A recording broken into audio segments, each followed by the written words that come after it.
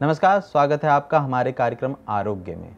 एक ऐसा कार्यक्रम जिसमें हम आपसे जुड़े सवाल अपने एक्सपर्ट से पूछते हैं। ऐसे सवाल जिनके आप अक्सर जवाब ढूंढा करते हैं कि हम अपनी सेहत को कैसे अच्छा रखें। इस पहले कार्यक्रम के अंक में हमारे साथ जुड़ रहे हैं डॉक्टर निखिल। इनसे हम पूछेंगे कि किस तरीके से आयुर्वेदा हमारे स्वास्थ्य को अच्छा रखता है।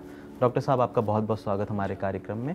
हम सबसे पहले आपका परिचय जानना चाहेंगे सर। मैं डॉक्टर निखिल दिवाकर शर्मा, आयुर्वेदाचार्य, इस समय कर्मा आयुर्वेद में सीनियर डॉक्टर के तहत काम कर रहा हूँ और किडनी के विषय में विशेष रूप से आज आपको बताना आया हूँ। अपने इस कार्यक्रम के अंक में हम डॉक्टर से पूछेंगे कि किस तरीके से किडनी को हम ठीक कर सकते हैं आयुर्वेदा की मदद से। इसी के साथ साथ हम इससे जुड़े कई और सवाल भी लेंगे, वो सवाल जो आपने हमें कमेंट बॉक्स पे लिख भेजे। इसी के साथ हम अपने दर्शकों को ये बताना चाहेंगे कि आप हमारे इस चैनल को देखिए, लाइक शेयर सब्सक्राइब ज़रूर कीजिएगा ताकि हम आपसे जुड़े सारे सवाल अपने डॉक्टर और एक्सपर्ट से पूछते रहें। हम हर शनिवार आपके लिए एक ऐसा ही प्रोग्राम लेके आएंगे। तो ज़्यादा समय व्यर्थ ना करते हुए हम डॉक्टर से उनसे सबसे पहला सवाल पूछेंगे। सर, मैं जानना चाहूँगा कि आयुर्वेदा किस तरीके से इंसान के शरीर में और उसको स्वस्थ रखने में मदद कर सकता है। देखिए, आयुर्वेद का मूल सिद्धांत ही स्वस्थ से स्वास्थ्य रक्षणम। पहला सिद्धांत ये आता है कि जिससे जो स्वस्थ है उसका स्वास्थ्य बना रहे, और दूसरे भाग में आता है कि विकारों का प्रशमन हो, मतलब रोगों का निदान हो। तो बिल्कुल बराबर का जो वेटेज है वो दिया जाता है कि कैसे आपके रोग आपको हो ना, कैसे हेल्दी रहा जाए। तो उसके लिए आयुर्वेद में कई तरह की चीज़ें बताई गई हैं। जैसा कि हम अपने इस सेगमेंट में किडनी के बारे में खासकर बात करेंगे, तो मैं अपना दूसरा सवाल ये पूछना चाहूँगा सर कि अगर हम आयुर्वेदा की बात करें तो आयुर्वेदा किस तरीके से किडनी डायलिसिस में मदद कर सकता है। जैसे कि हम जानते हैं कि किडनी डायलिसिस काफ़ी महंगा प्रोसेस होता है, उसमें काफ़ी पैसा की ज़रूरत पड़ती है। इसी के साथ साथ हफ्ते में कई बार कई पेशेंटों को 3 बार डायलिसिस भी करवाना पड़ सकता है। तो उसमें किस तरीके से हमें मदद कर सकता है आयुर्वेदा, और किस तरीके से हम किडनी डायलिसिस से बच सकते हैं। जी, देखिए, डायलिसिस अपने आप में महंगा भी होता है और तकलीफ़देह भी होता है, और वो एक ऐसा प्रोसीजर जो सिर्फ ब्लड को प्यूरिफाई कर रहा है। जिस वजह से वो डायलिसिस किया जा रहा है उस रोग के लिए उस प्रोसेस में कुछ भी नहीं है। मतलब जो आपका किडनी है उसके कार्य क्षमता पे कोई उस पर प्रभाव नहीं दिया जाता, या उसको कोई पॉजिटिवनेस नहीं दी जाती। सिर्फ वो खून साफ करने की एक विधि है। तो उससे पेशेंट का रोग में कमी नहीं आती है, और इसलिए भी वो मुश्किल है क्योंकि उसको करने का प्रोसीजर जो है वो सभी के लिए पॉसिबल नहीं होता।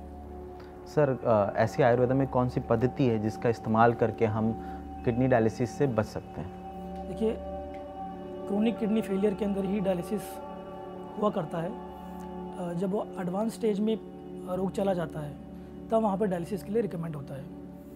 किडनी एक ऐसा ऑर्गन है जहाँ पे हमें बॉडी के सारे टॉक्सिन्स को, माइक्रो टॉक्सिन्स भी और मैक्रो भी, हमें उसको निकालना पड़ता है। मतलब वो उसको फिल्ट्रेट करती है। लेकिन जब वो अपने कार्य नहीं कर रही है तो उस समय ब्लड के अंदर टॉक्सिन्स की मात्रा, जिसे हम क्रेटिनिन और यूरिया भी कहते हैं, वो इतना ज़्यादा बढ़ जाती है और एक समय के बाद वो दूसरे ऑर्गन्स पे फ़र्क करने लगता है। उसके लिए हमें डायलिसिस के कुछ लक्षण प्रकट होते हैं।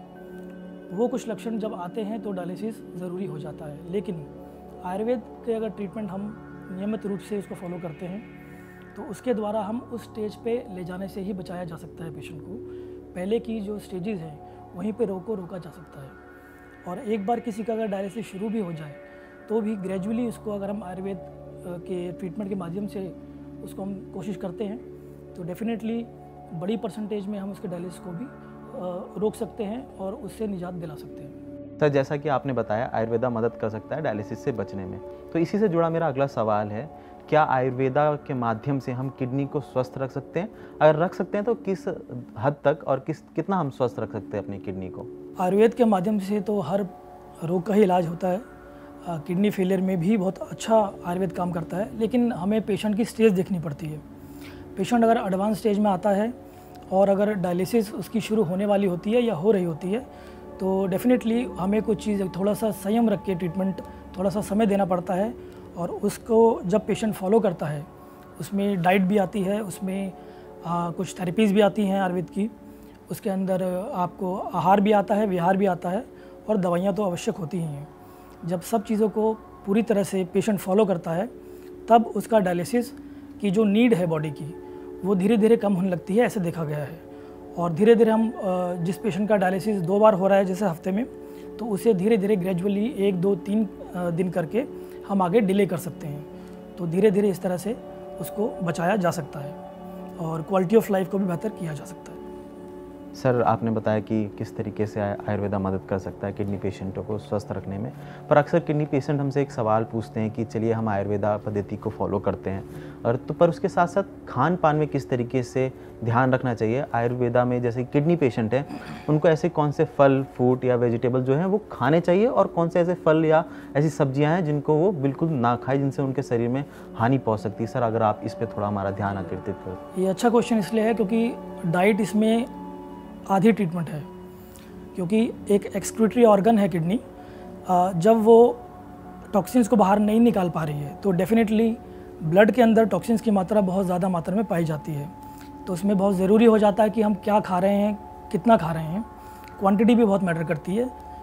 उसके लिए मुख्य रूप से अगर हम जनरली बात करें, वैसे हर किडनी पेशेंट का डाइट चार्ट जो है वो इंडिविजुअलाइज बनता है, वो उसके अपने पैरामीटर्स के आधार पे बनता है।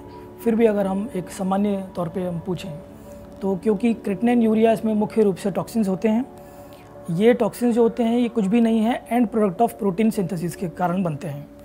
तो ये ज़रूरी हो जाता है कि प्रोटीन का इंटेक डाइट में कितना हो, ये देखना पड़ता है। आमतौर पे 25 से 20 ग्राम तक का प्रोटीन डाइट इंटेक एक पेशेंट में अलाउ होता है किडनी रोग में, और जैसे उसकी अवस्था रहती है, जितना उसका क्रिएटिनिन लेवल रहता है, यूरिया लेवल रहता है, उसके आधार पर उसको प्रोटीन की मात्रा बताई जा सकती है। इसमें भी जो सेफ प्रोटीन होते हैं, जो प्लांट बेस्ड प्रोटीन ही बताए जाते हैं, एनिमल बेस्ड प्रोटीन नहीं बताए जाते हैं। अब हम आते हैं कि क्रिएटिनिन, यूरिया के अलावा भी कुछ चीज़ें हैं जिसमें हमें ध्यान देना होता है। वो है हमारे बॉडी के इलेक्ट्रोलाइट्स, जैसे पोटेशियम, सोडियम, फास्फोरस। कुछ हमारी हरी सब्जियों में भी हमें उसको बंद करना पड़ता है या कम करना पड़ता है, वो फास्फोरस और पोटेशियम की मात्रा के अनुसार, क्योंकि ज़्यादा मात्रा में अगर ये मैक्रोन्यूट्रिएंट्स बढ़ेंगे तो भी वो किडनी पे लोड डालते हैं और ऑर्गन्स पे एक नेगेटिव इम्पैक्ट करते हैं। तो हर इलेक्ट्रोलाइट समेत, सोडियम बाइकार्बोनेट समेत हमें प्रोटीन्स की मात्रा को निर्धारित करते हुए डाइट प्लान करना होता है। डॉक्टर, हमारे कार्यक्रम के हम आखिरी पड़ाव पे पहुंच चुके हैं, तो चलते चलते आपसे एक सवाल पूछना चाहूँगा, बहुत महत्वपूर्ण सवाल है कि हमारे किडनी पेशेंट ऐसा क्या करें कि उनकी किडनी खराब ही ना हो और वो स्वस्थ रहे, और ऐसे कौन सी छोटी सी टिप्स है जो आप अपनी तरफ से हमारे किडनी पेशेंट को देना चाहेंगे ताकि वो स्वस्थ रह सकें? ये बहुत ही आवश्यक और ज़रूरी क्वेश्चन है, क्योंकि हम ऐसे लाइफस्टाइल क्यों ना जिएं जिससे हमें रोग ही ना हो। उसके लिए देखिए, अगर हम स्पेसिफिकली किडनी की बात करते हैं या किडनी फेलियर की बात करते हैं, तो उसके पीछे कुछ मूल भूमिका निभाने वाले कुछ रोग होते हैं, जैसे blood pressure, high blood pressure और हाई ब्लड शुगर। तो ये, जैसे हम सभी जानते हैं कि ये दोनों ही तरह के रोग हमारी ख़राब लाइफस्टाइल की वजह से बनते हैं। तो सबसे पहले ज़रूरी आता है हम क्या आहार खा रहे हैं। आहार में भी सर 2 तरह की चीज़ें हैं, एक जल भाग है और एक भोजन का भाग है, सॉलिड भाग है। तो पहले सबसे, क्योंकि किडनी जल से संबंधित एक ऑर्गन है, तो हम कितनी जल की मात्रा लेते हैं और कितनी अंतराल में लेते हैं, ये बहुत ज़रूरी हो जाता है। तो सरप्लस अमाउंट ऑफ वाटर हमको लेना चाहिए ताकि किडनी पूरी तरह से डिटॉक्स कर पाएँ। दूसरे नंबर पे हम भोजन को लेते हैं। इसमें कुछ भी ऐसा भोजन जो प्रकृति के विरुद्ध है, जैसे हम प्रोसेस्ड फूड खाते हैं, उससे हमें बचना चाहिए। तीसरे नंबर पे हमारा आता है व्यायाम में भी हमें ये देखना है कि अपनी शक्ति के अनुसार व्यायाम होना चाहिए, और उसमें योगासन, प्राणायाम का भी मुख्य भूमिका होती है। कपालभाति प्राणायाम एक ऐसा प्राणायाम है जिसके माध्यम से हम काफ़ी सारे जो कि किडनी और उससे संबंधित कॉम्प्लिकेशन या रोग हैं उनको बचाया जा सकता है। बट वो भी किसी एक्सपर्ट योगा के ज़रिए रिकमेंडेड होना चाहिए, क्योंकि कुछ डिजीज़ में, जैसे हाई ब्लड प्रेशर में, वो हमें देख के करना पड़ता है। फिर भी इस तरह के प्राणायाम बहुत मदद करते हैं हमें स्वस्थ रहने के लिए, हमें और अन्य मेटाबॉलिक रोगों से बचाने के लिए। इसी क्वेश्चन का एक बहुत इम्पॉर्टेंट पार्ट ये है कि एक बार हम आमतौर पर देखा गया है कि हम कुछ भी दवाइयाँ लेना शुरू करते हैं तो बिना रिकमेंडेशन के भी दवाइयाँ जो हैं वो किडनी को नुकसान पहुंचाती हैं। उसमें बहुत ज़रूरी है कि हम पेन किलर और इस तरह के कुछ दवाइयाँ होती हैं जो हम एक OTC प्रोडक्ट की तरह ले लेते हैं, वो हमें निरंतर बिना जानकारी के नहीं लेनी चाहिए। इसी से भी बहुत हद तक पेशेंट्स की किडनी खराब हो सकती है। सर, आपने हमें अपना कीमती वक्त दिया, हमारे कार्यक्रम में आए, उसके लिए आपका बहुत बहुत धन्यवाद। अगर आपको भी अपने कोई सवाल पूछने हैं तो आप कमेंट बॉक्स पे लिख सकते हैं। उसी के साथ साथ आप नीचे दिए गए नंबर पे भी संपर्क कर सकते हैं। तब तक के लिए देखते रहिए आरोग्य को और अपना प्यार हमें यूँ ही दीजिए ताकि हम आगे और भी शो और काफ़ी और भी एक्सपर्ट के साथ आपके साथ जुड़ सकें। धन्यवाद।